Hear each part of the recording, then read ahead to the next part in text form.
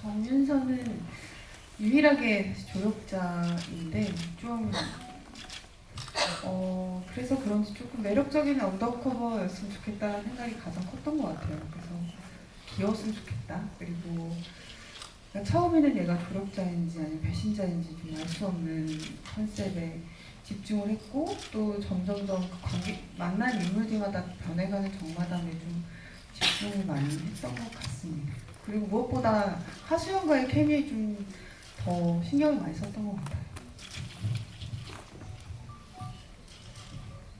네, 처음에 글을 봤을 때 굉장히 막막했던 기억이 있었던 것 같아요. 사실 앤디라는 인물도 그렇고 이게 제가 가져갈 수 있는 어떤 그런 단서들이 사실 좀 제 입장에서는 좀 적었던 것 같고요. 그래서 감독님이랑 캐릭터에 대한 이야기를 굉장히 많이 했던 기억이 나고, 그리고 정말 그래서 이 사람들이 가지가지 한다 약간 이런 생각이 좀 많이 들었던 것 같고요. 네, 괜찮은 사람들이 모여서 가지가지 하고 있다 이런 생각이 좀 들었던 것 같은데요. 그 와중에 앤디가 정말 가지가지 한다 이런 생각을 많이 했고, 그리고 이 사람이 되게 궁금한 인물로 나오지만 뒤로 갈수록 생각보다 하찮은데 라는 행동들을 굉장히 많이 하는데요. 그런 거에 저는 좀 중점을 많이 뒀던 것 같고요. 그러면서 뭐랄까 이 3인방, 4인방, 이 5인방 같이 하는 인물들의 어떤 그런 조화, 네, 이런 하모니 이런 것들을 좀 더 많이 생각을 하지 않았나, 네, 이런 생각이 듭니다. 네. 예, 관객 이야기 좀 들어볼까요? 질문 있으시면. 예, 저기 회색으로.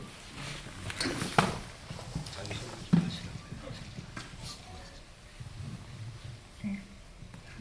영화 재밌게 잘 봤습니다. 실례가 되시면 저희도 소개를 다 했으니까 질문하신 분들도 소개를 해주시면 상당히 고맙겠습니다.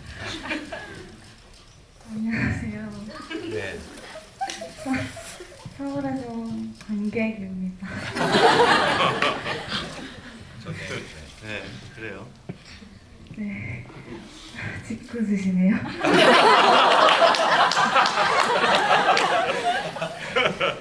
미안해요. 네, 제가 질문을 까먹은 것 같아요. 그 앤디와 누나의 마지막 결말에 남긴 반전에 대해서 되게 흥미롭게 생각하고 영화가 끝나니까 되게 더 흥미롭게 느껴지더라고요. 그래서 감독님이나 스타업 배우님께서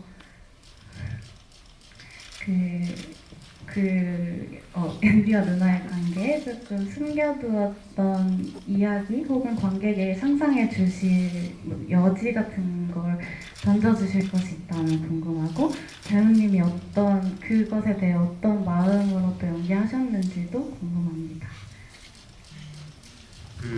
저는 반전이라기보다는 반전이라기보다는 이 1950년대, 60년대 하드보일드 소설이나 필립 누아르 영화들 50년대 그 영화들 보면 이런 어떤 인물들, 인간들을 쭉 추적을 해나가다 보면 그들 겉으로는 뭐 부자이고 뭔가 도덕적이고 뭐 이런 것 같지만 결국 그들의 진상이 드러났을 때는 어떻게 보면 뭐 더럽기도 하고 어떻게 보면 추악하기도 하고 어떻게 보면 불쌍하기도 하고, 그러면 살면서 여기까지 오면서 그들이 저질렀던 죄들이 있고 뭐 이런 것들이 좀 드러나는 것, 그런 생각을 했었어요. 그래서 이 둘의 관계로서 대한민국 사회, 이 세상에서 그 정점, 하여튼 그 위까지 올라간 사람들이 어떤 죄를 저지르면서 여기까지 올라가고 어떤 고통 속에서 올라가거나 이런 어떤 것들을 좀 보여주고 싶어서 마지막에 그런 설정을 했어요.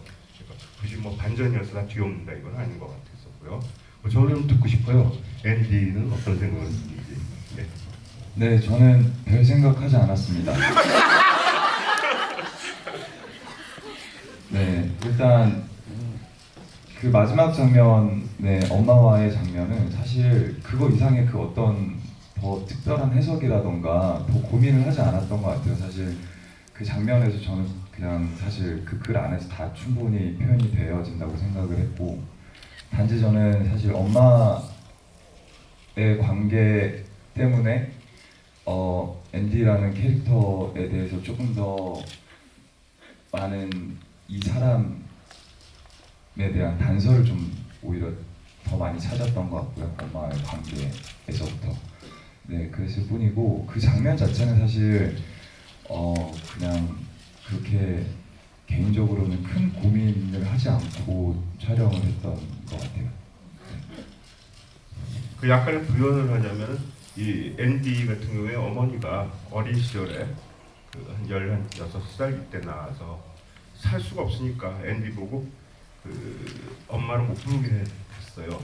그러니까 두 가지가 있는 것 같은데, 어머니를 어머니라고 못 부르는 사람이면서 어머니가 자기 자신한테 거짓말을 하도록 하는 그런 인물이에요, 앤디는. 그러니까 세상에 대해서 내가 거짓말을 해야 되고, 그걸 시킨 사람이 어머니이고, 일은 어떤 것을 일이가 비뚤어지고, 그 다음에 이제 중국에 가서는 한국인이라고 욕도 먹고, 또 어머니가 모델이라면서 거기서 돈을 벌어야 되니까 또 한국에 와서는 또 중국 놈이라고 그러면서 어떤 삐뚤어진 그런 생각들을 하면서 했고, 그 안에서 살아남으려고 또 뭔가 허세도 부리고 이런 인물이라고 좀 생각하면서 좀 재밌게 썼던 것 같습니다.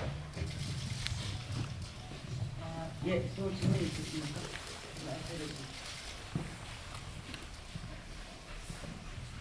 안녕하세요. 부산에서 온 정준이라고 합니다. 김준하 배우님께 질문을 드리고 싶은데요. 아까 받으셨던 질문이랑 비슷한 결이긴 한데, 일전에 어느 인터뷰에서 대본 속 인물을 실존하다 생각하고 나가는 만큼 철저히 편이 돼야 된다라고 이렇게 대변을 하셔야 된다고 말씀하셨었는데, 혹시 이번 이볼거에서도 신동을 바로 맡으시면서 악역인데 그렇게 대변을 하시는지 궁금합니다. 대변. 역시 사람은 잘못 뿌린 대로 잘 죄송합니다.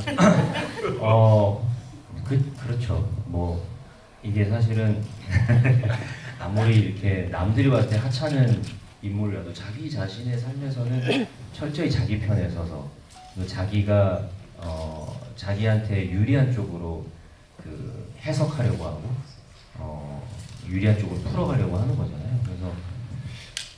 그래서 제가 마지막에 신동호라는 캐릭터가 총을 쏘지 않는 이유에 대해서도 사실은 뭐 그런 질문을 예전에 해주신 적도 있었는데,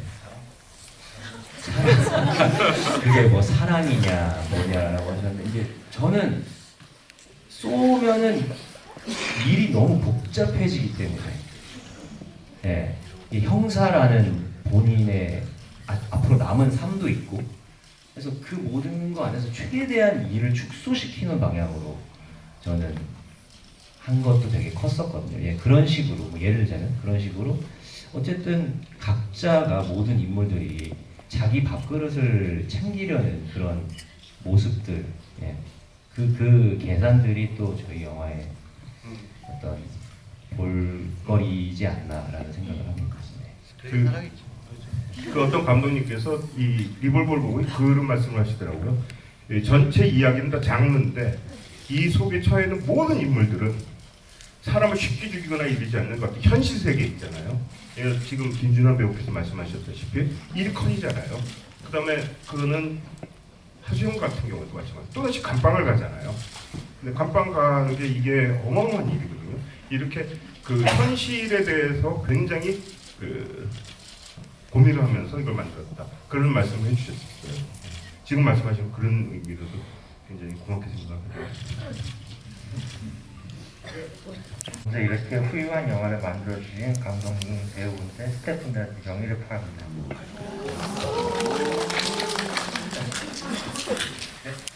리볼버를 여러 번 보면서 가장 무섭게 느껴진 인물이 바로 이제 김종수 배우님이 연기하신 본부장인데, 특히 이제 병실에서 앤디한테 이제 더 이상 이제 그레이스에 대해서 더 이상 이제 속상하지 말라 했을 때 그 그레이스와 앤디의 이런 진실된 관계를 알고 있었는지 궁금합니다. 그 본부장님. 저는 아마 다 알고 있지 않았을까요? 네, 그러니까 그 그리스가 어떻게 성장해서 그 이스턴 프로vin스 대표가 됐는지 내막들을 그리고 이제 그런 걸 흘리지 않는 저기 최후의 차단벽 같은 인물이라고 해요. 그 안으로 넘어가지 않고 그 이야기도 밖으로 나가지 않게. 그래서 모든 걸 실질적으로 처리하는 사람. 그래서 대표님 앞에서는 이 일이 되게 무겁고 감정을 배제하고 정보 전달만 하고 실제 그 친구들하고 대화할 때는 감정을 섞고 뭐 회유도 하고 뭐 그런 인물이어서 좀 양단을 갖고 있는 인물이라서 좀 어떻게 보면 그렇게 무섭게 보일 수도 있을 것 같아요. 네. 저는 아닙니다.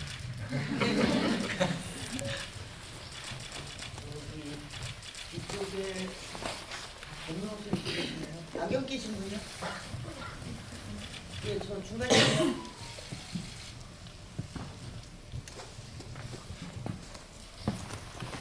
뒤쪽입니다. 예, 지금 손 들고 계시고. 그럼 먼저 이야기하고 하세요. 예. 이쪽 라인인데? 네, 전달 잘 됐네요. 늦었네요. 안녕하세요. 실패했습니다. 영화 잘 봤습니다. 저는 영화 전공하고 있는 학생입니다. 네. 일단 감독님께 여쭤보고 싶은 게 있는데요. 이번 이 영화가 그 가면 갈수록 약간 소미적 요소가 더 많이 생겼던 것 같은데 관객들에게 약간 어떤 식으로 받아들여졌으면 좋겠는지 한번 여쭤보고 싶고요. 그리고 두 번째로 그 제목이 리볼버인데 어떤 한쪽적인 의미가 있어가지고 이렇게 지으셨는지 좀 궁금합니다. 그 첫 번째 질문 같은 경우에는 좀 어처구니 없는 상황들로 좀 이해했으면 좋겠다는 거였어요. 근데 그거는 이제 킬리만자로 때도 굉장히 그 앞으로 일어날 일이 끔찍하고 뭐 이럴 것 같은데 거기서 하는 인간들의 행동은 너무너무 바보 같고 근데 그게 저는 인간들이 다 그렇다고 생각을 하거든요. 여기에서도 뭔가 대단한 어떤 일인 것 같은데 그 안에서 계속 실수들을 하고 그리고 자기들 자신의 어떤 비어져나오는 바보 같음이 좀 드러나고 그러니까 이 도시에 살던 사람들이 숲속으로 가면서 거기에서 적응이 안 돼갖고 그래서 그 여러 가지 난관에 이렇게 어쩔 줄 몰라가고 이런 것도 있고 그 사랑하냐 총 못 쏘고 그럴 때도 저는 이제 시나리오 쓰면서 빵 터진다기보다 그냥 어처구니 없어갖고 이랬으면 좋겠다는 생각인데 예상외로 너무 그냥 크게 웃으셔갖고 재밌구나 그랬는데 약간 이제 시나리오 그때 보셨던 많은 분들이 블랙 코미디적이다라는 말씀을 하셨는데 일부러 그렇게 쓴 건 아니고요. 아까도 말씀드렸지만 이 시나리오가 그 장르이지만 여기에 현실 우리가 현실이라면 이렇게밖에 될 수 없는 그러니까 현실이다 보니까 휠체어를 한 번도 끌어보지 못한 사람이니까 그 돌 이제 파쇄석에 있는 데서는 휠체어를 끌 수가 없는 거죠. 그 힘도 없는 거고 그리고 하이힐을 또 거기 신고 갔으니까 하이힐이 푹 빠지는 거고 근데 그것들이 뭐 하수영이 예상해갖고 그렇게 거기에 뭐라는 건 아닌데 이들이 거기 와서 그렇게 어처구니 없이 자기들이 갖고 있던 가오가 다 무너지는 그런 상황이 되는 것들이 저는 쓰면서 되게 즐거웠어요. 또 그런 것들이 있는 것 같아요. 그렇게 마곡이나 이런데 의리의리한 어떤 건물에 있던 사람들이 그리고 그 안에서는 뭔가 대단한 사람들이고 이런 사람들이 어떤 한 장소에 모이면서 다 같이 바보 같아지는 별거 아닌 것 같아지는 그렇게 현실적으로는 굉장히 어떤 못된 범죄들을 저지르고 그런 사람들인데 이들이 어떤 장소에 갖다 놨을 때 다 별거 아닌 존재같이 되는 그래서 좀 조롱하고 조롱당하고 이런 느낌이었으면 좋겠다 생각을 했고 그것들을 좀 많이 좀 생각을 했던 것 같아요. 그리고 리볼버는 많은 생각을 했었는데 이 제목이 어떤 잘못된 관객들의 기대를 불러일으킬 것이다. 근데 이게 리볼버 그러면은 굳이 총을 많이 쏴야 되는가? 그거보다는 저는 이번 영화에서는 좀 피비린내도 안 났으면 좋겠었고, 워낙 전작에서 피비린내들이 많이 나는 것들을 많이 했었기 때문에 좀 이번에는 좀 뭔가 좀 우아하고 좀 그런 영화였으면 좋겠다는 생각이 들었어요. 뭐 피도 많이 안 나오고, 여기 만식 형님은 좀 피 좋아해요. 예. 근데 이 리볼버라는 의미가 갖고 있는 권총이고 사람을 죽이는 도구고, 그 도구가 우리한테 그러니까 이 주인공한테 필요한 건 사람을 죽일 때만 필요한 것인데 그걸 끝까지 안 쓰는, 그래서 이 영화의 주제라고 생각할 수 있는 죄를 한번 저지른 사람이 또 다음 죄를 짓지 않는, 끝까지 그 죄를 안 지으려고 하는, 저는 인간이 가장 위대할 때가 그런 때라는 생각이 들어요. 그러니까 레미제라블의 장발잔도 그랬고, 로드짐도 그렇고, 어떤 죄를 저질렀지만 그 다음에는 그와 같은 그 어떤 과오나 죄를 반복하지 않으려고 계속 노력하고, 그런 모습이 저는 인간의 굉장한 어떤 존엄성이 있고 그 존경심이 있는데, 이 리볼버라는 것이 그런 어떤 그 인간이 다시는 죄를 안 지으려는 거에서가 저주같이 계속 유혹하는 악마 같은, 그러나 마지막에는 또 그를 또 도와주는 어떤 물건이 되는 그런 의미로 리볼버를 생각을 했어요. 그 다음에 또 하나는 약간 되는데, 그 탄창에 구멍이 5개가 있는데 여기에 등장한 인물들하고 얼추 비슷한 것 같기도 하고 그런 것도 있었어요. 그리고 그 쓰면서 왜 리볼버였으면 좋겠다 생각했는데, 이제 시나리오를 쓰면서 휠체어 뒤로 숨잖아요. 하수에 숨었을 때 총을 이렇게 탁 숨기고 있는 모습이, 그걸 쓰면서 이게 이렇기 때문에 리볼버가 아닐까? 숨겨진 총? 이게 어떻게 쓰일 것인가? 사람을 죽일 것인가? 그래서 교도소를 갈 것인가? 나는 그런 생각을 했어요. 하수에 또다시 교도소를 간다면 아마 그 공황이나 뭐 이런 병 때문에 무사하지 못할지는 모르겠다는 생각을 좀 했었거든요. 근데 어떤 분이 어저께 그 말씀하시기에 하수에 거기 휠체어 뒤에 숨었는데 칼 같았다 그러더라고요. 칼 하나가 고추 서 있는 것처럼 느껴진다고. 아유, 감사합니다 그런 말인데 또 그런 생각이 좀 있어서 리볼버를 지었습니다. 예, 죄송합니다. 시간이 다 돼서요. 리볼버 내일 특집이 있습니다. 혹시 오늘 얘기 못하신 분은 내일 한 번 더 방문을 해주셔도 좋을 것 같고요. 이정 배우님부터 지금 마지막 인사 관객들에게 인사 말씀 전해 들으면서 이제 마치도록 정리하도록 하겠습니다. 네, 굉장히 재밌었고 아쉬운 30분의 GV였던 것 같습니다. 이렇게 보러 와주셔서 진심으로 감사드리고요. 네, 감사합니다.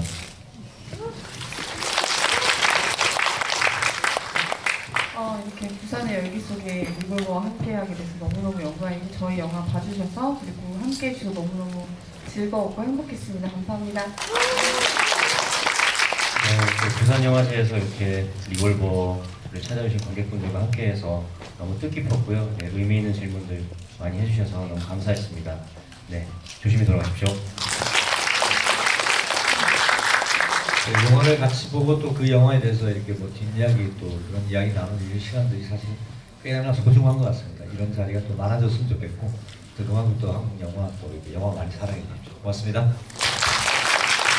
네, 감사합니다. 지금 말씀드리는 그 인사를 드리는 중에도 이렇게 나가시는 분들은 지금 다음 영화 아마 시간 때문에 나가시는 걸로 저는 그렇게 알고 있는데, 이렇게 촘촘하게 시간표대로 영화를 보고 계시는 이 모습에 너무나 같이 이렇게 영화를 하는 사람들로서 정말 너무 감사드리고요. 많은 영화, 좋은 영화 많이 보시길 바라겠습니다. 좋은 시간 되십시오. 이 리볼버를 보기 위해서 부산까지 와주셨고 또 이렇게 다시 또 봐주신 이 관객 여러분들께 너무너무 감사를 드립니다. 제가 할 수 있는 일 그거 같아요. 이 리볼버를 사랑해 주신 관객 여러분들께 최대한 감사와 사랑을 보내는 것. 고맙습니다.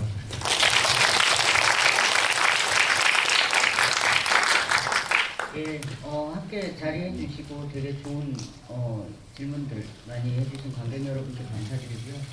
그리고 감독님, 그리고 5분의 배우분들께도 되게 재미난 대답도 많았고요. 그러니까 여러분의 생각도 들을 수 있었고, 아까 질문할 때 이렇게 동그랗게 이렇게 모이시는 모습이 굉장히 보기 좋고 아름다웠습니다.